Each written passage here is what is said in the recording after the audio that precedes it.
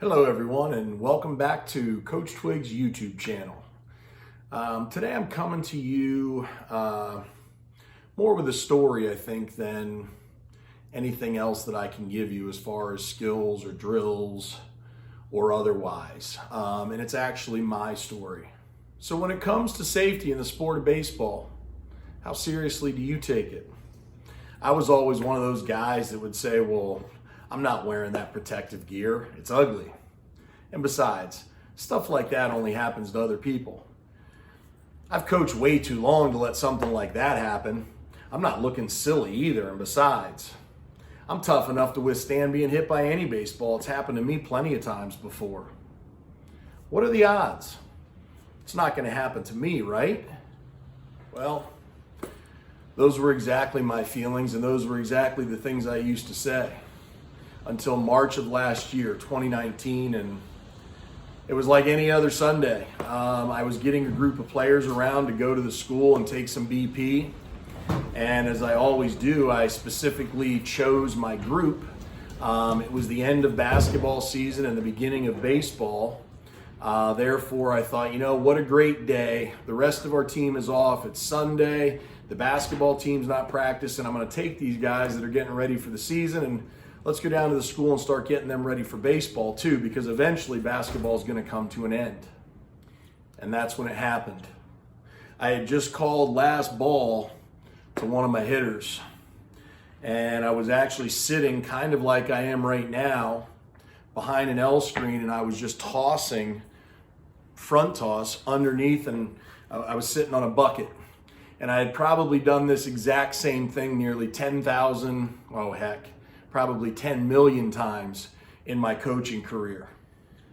However, when I let this one go, this one was a little bit different. The player happened to hit a nuke right back at the L screen. Now that's not normally that different. Most of our players hit nukes back at the L screen. The part that was different came next.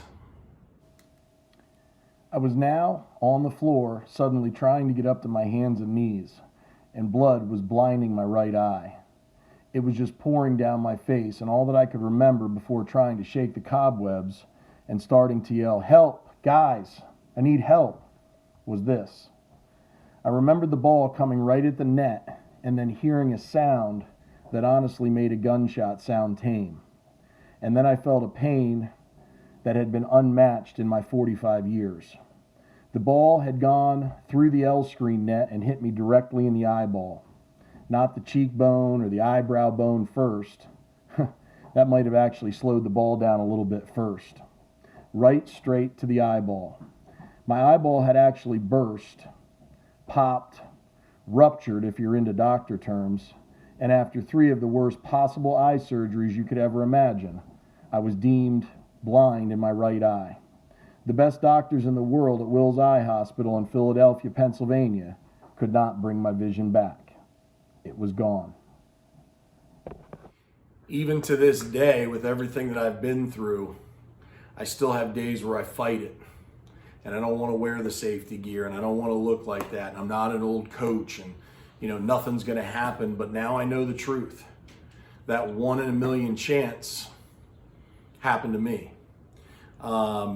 So what I'm asking is, for those of you that don't properly protect yourselves, please start doing so. And thank God that I'm well enough to be back on my feet again, and I'm well enough to coach and to teach and to be a great husband and to be a great father.